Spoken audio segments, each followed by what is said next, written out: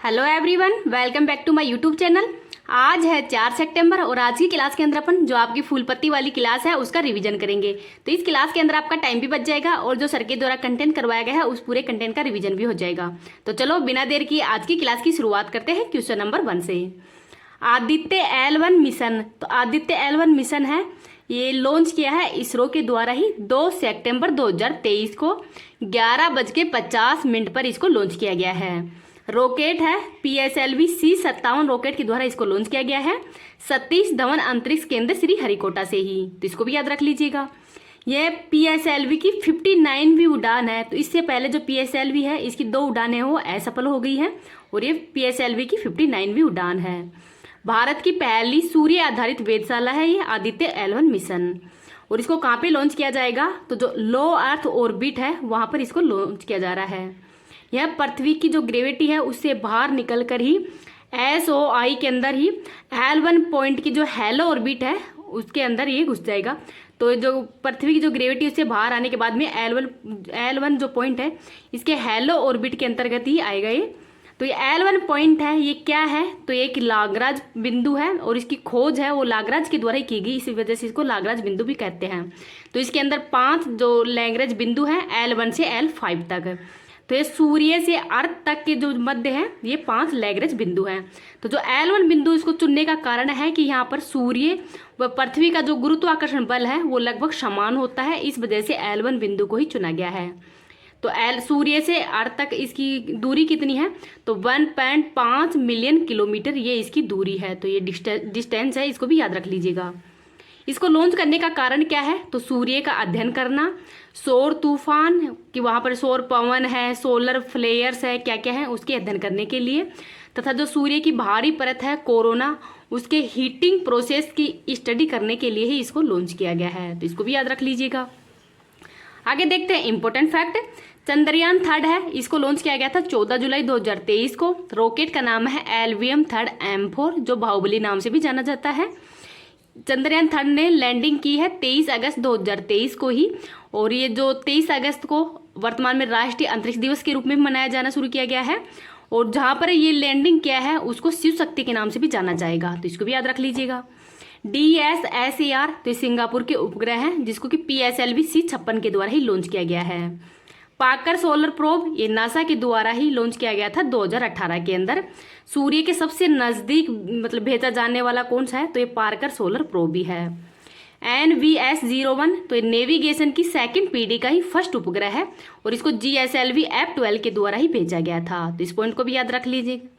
अब देखते हैं कि सूर्य मिशन से, तो सूर्य मिशन के लिए और कौन कौन से मिशन भेजे गए हैं? तो सोवा मिशन नासा के द्वारा, यूलियस मिशन है ये यूरोपियन स्पेस एजेंसी के द्वारा भेजा गया था। तो इनको भी याद रख लीजिएगा। इस क्लास की PDF है वो आपको टेलीग्राम पे मिल जाएगी। टेलीग्राम का लिंक इस वीडियो के कमेंट सेक्शन के अंदर पिन कर दूंगी, तो वहां से आप इसकी PDF प्राप्त कर सकते हैं। क्वेश्चन नंबर 2 देखते हैं। समुद्री तूफान हाईकुई ने कहाँ पे भीषण तबाही मचाई है? तो ताइवान के अंदर ही। तो हाईकुई है ये ताइवान के अंदर और साओल है ये हांगकांग के अंदर तबाही मचाया है। तो इसको भी याद रख लीजिएगा। ताइवान है वो किस द्वीप पर बसा हुआ है? तो फार्मोसा द्वीप पर। चक्रवात है ये निम्न वायुदाब का केंद्र होता है जिससे कि यहाँ पर वर्षा हो जाती है। तो चक्रवात को हैरिकेन है ये कैरिबियन सागर में कहते हैं, विल्ली विल्लीज ऑस्ट्रेलिया में कहते हैं, टोर्नेडो USA में कहते हैं और टाइफून है ये चीन सागर के अंदर कहते हैं। तो इनको भी याद रख लीजिएगा।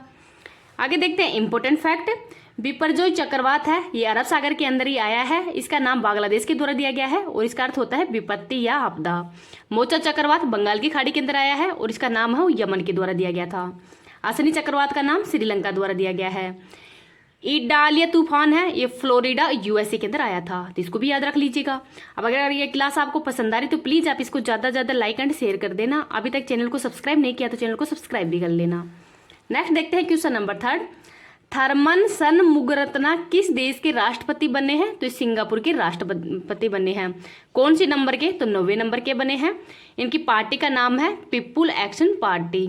इनका कार्यकाल है वो 6 वर्ष का रहेगा और इनको टोटल वोट है वो 70% वोट मिले हैं।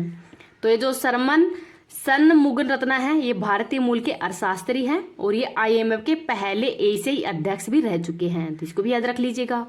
अब देखते हैं कि IMF अंतर्राष्ट्रीय मुद्रा कोष है इसकी स्थापना 1944 के अंदर ही ब्रेटन वुड्स सम्मेलन के तहत ही की गई है। IMF और WB जुड़वा बहन के रूप में भी जाना जाता है इनका, और इनका हेडक्वार्टर है वो है वाशिंगटन DC के अंदर। 190वां देश कौन सा है IMF का? एंडोरा है, और इसके वर्तमान में हेड है क्रिस्टीना जॉर्जिया। और जो विश्व बैंक है इसके वर्तमान में अध्यक्ष कौन है? तो वह है अजय भंगा। जो ग्लोबल इकोनॉमिक आउटलुक रिपोर्ट है वो किसके द्वारा जारी किया जाता है? तो वो भी IMF के द्वारा ही जारी किया जाता है, तो इसको भी याद रख लीजिएगा। नेक्स्ट देखते हैं इंपॉर्टेंट फैक्ट। भारत के निर्विरोध निर्वाचित राष्ट्रपति कौन से हैं? तो नीलम संजीव रेड्डी हैं। राष्ट्रपति के लिए न्यूनतम आयु 35 वर्ष। राष्ट्रपति चुनाव की पद्धति है वो एकल संक्रमणीय मत पद्धति होती है। राष्ट्रपति चुनाव का जो विवाद है उसका निपटारा कौन करता है? तो सुप्रीम कोर्ट के द्वारा ही किया जाता है अनुच्छेद नंबर 71 के तहत। अब राष्ट्रपति से संबंधित अनुच्छेद देखते हैं। अनुच्छेद नंबर 52 राष्ट्रपति होगा।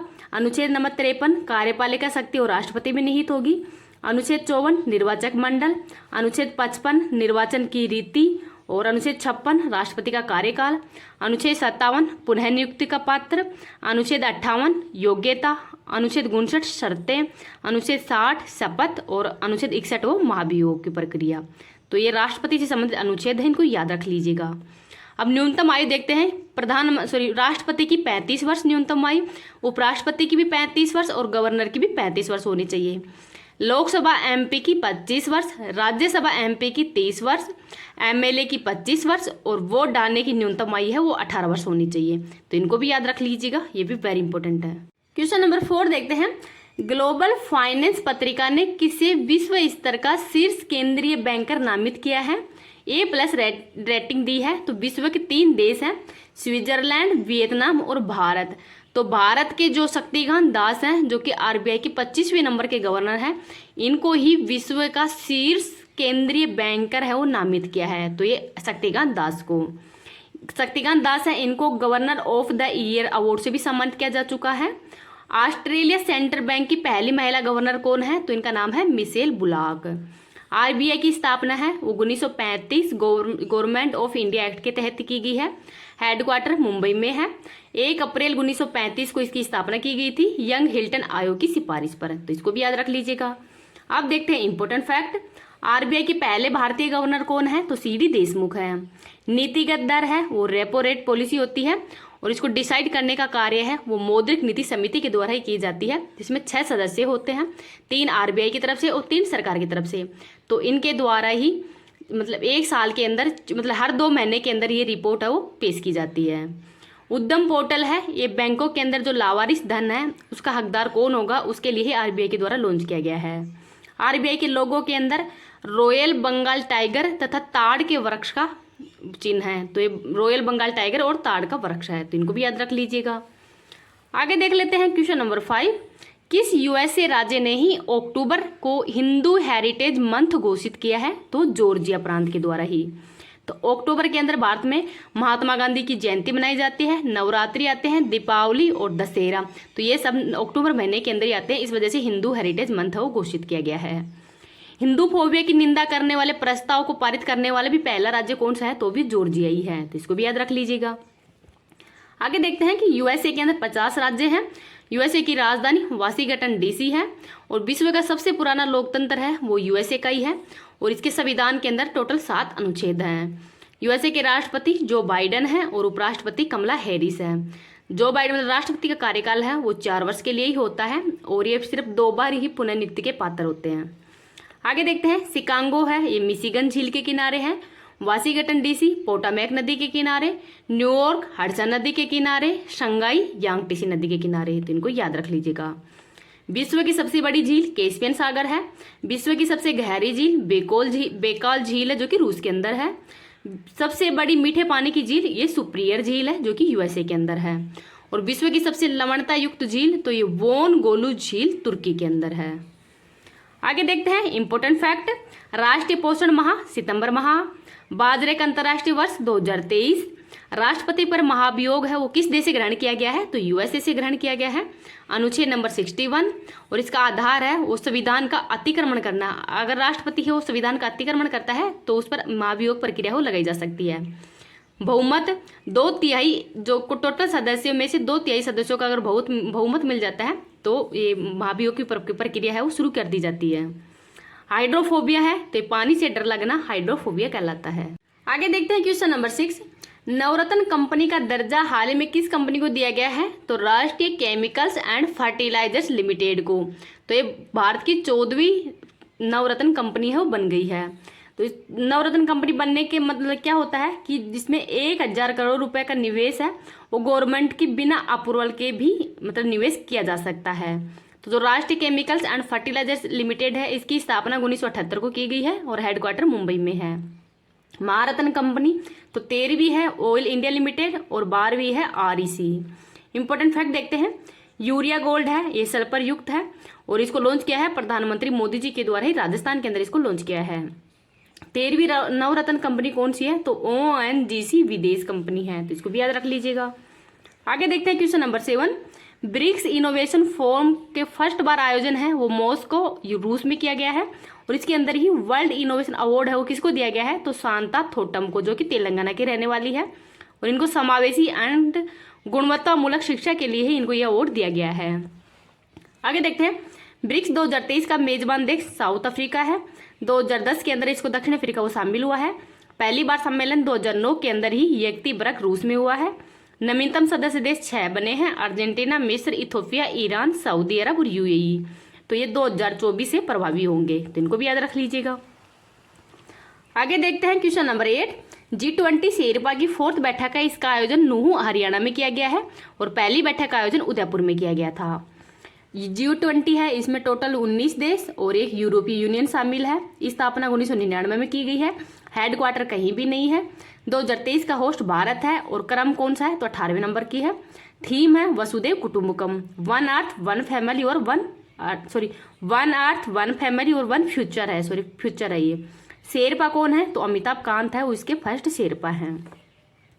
तो जो G20 का शिखर सम्मेलन है वो नई दिल्ली के अंदर ही इसको आयोजित किया जाएगा 9 से 10 सितंबर के मध्य। G7 2023 का होस्ट जापान है और G7 के अंदर Germany, France, Japan, Canada, England, USA और इटली, ये 7 देश शामिल हैं। इंपॉर्टेंट फैक्ट देखते हैं, फरीदाबाद के अंदर ही सूरजकुंड मेले का आयोजन किया गया था। राखीगढ़ी हड़प्पा सभ्यता का सबसे बड़ा संग्रहालय है। G20 2022 का होस्ट इंडोनेशिया, G20 2023 का होस्ट भारत और G20 2024 का होस्ट है वो ब्राजील है। तो इन तीनों को मिलाकर ही ट्राइका के नाम से भी जाना जाता है, तो इसको भी याद रख लीजिएगा। 7वां संविधान संशोधन 1956 के अंदर ही भारत में 14 राज्य और 6 केंद्र शासित प्रदेश थे। अब 1 मई 1960 के अंदर ही बम्बई से मराठी भाषा के आधार पर महाराष्ट्र और गुजराती भाषा के आधार पर गुजरात है वो 15वां राज्य बना था। 1 दिसंबर 1963 को ही असम से अलग होकर नागालैंड है वो 16वां राज्य बना है। 1 नवंबर 1960 को पंजाब के अंदर सिख भाषा से संबंधित पंजाब, हिंदी भाषा से संबंधित हरियाणा और एक केंद्र शासित प्रदेश चंडीगढ़ बना है। तो 17वां राज्य वो हरियाणा बना है। 25 जनवरी 1971 को ही हिमाचल प्रदेश है वो UT से राज्य बना है 18वां। 21 जनवरी 1972 को ही असम से अलग होकर मेघालय 19वां राज्य, त्रिपुरा 20वां राज्य और मणिपुर है वो 21वां राज्य बना है। 16 मई 1975 को ही सिक्किम को भारत का 22वां राज्य बनाया गया था 36वां संविधान संशोधन के तहत ही। 20 फरवरी 1987 को ही असम से अलग होकर ही मिजोरम 23वां राज्य है और अरुणाचल प्रदेश है वो 24वां राज्य बना था। 30 मई 1987 को ही गोवा है वो UT से राज्य बना है, 25वां राज्य है वो गोवा बना था 56वां संविधान संशोधन के तहत ही। क्योंकि गोवा है वो 1961 के अंदर ही ऑपरेशन विजय द्वारा पुर्तगाल से इसको स्वतंत्र कर ही भारत का एक केंद्र शासित प्रदेश है वो बना दिया गया था और जबकि 56वां संविधान संशोधन के द्वारा इसको 25वां राज्य बना दिया गया है। 1 नवंबर 2000 को छत्तीसगढ़ है वो मध्य प्रदेश से अलग होकर 26वां राज्य बना है। 9 नवंबर 2000 को उत्तराखंड है वो उत्तर प्रदेश से अलग होकर 27वां राज्य बना है। 15 नवंबर 2000 को ही झारखंड है वो बिहार से अलग होकर 28वां राज्य बना है। तो 28 राज्य और 7 केंद्र शासित प्रदेश है। जबकि 2 जून 2014 को ही आंध्र प्रदेश से अलग होकर तेलंगाना है 29वां राज्य बना है। और 31 अक्टूबर 2019 को ही जम्मू कश्मीर राज्य है ये 2 केंद्र शासित प्रदेशों के अंदर परिवर्तित हो गया है, जम्मू कश्मीर और लद्दाख। तो वर्तमान में 28 राज्य और 9 केंद्र शासित प्रदेश हो गए। जबकि 26 जनवरी 2020 को ही जो दादर नागर हवेली और दमन दीप है इन दोनों को एक ही कर दिया गया है। तो वर्तमान में भारत में 28 राज्य और 8 केंद्र शासित प्रदेश हैं, तो इनको याद रख लीजिएगा, वेरी इंपॉर्टेंट है। आगे देखते हैं क्वेश्चन नंबर 9।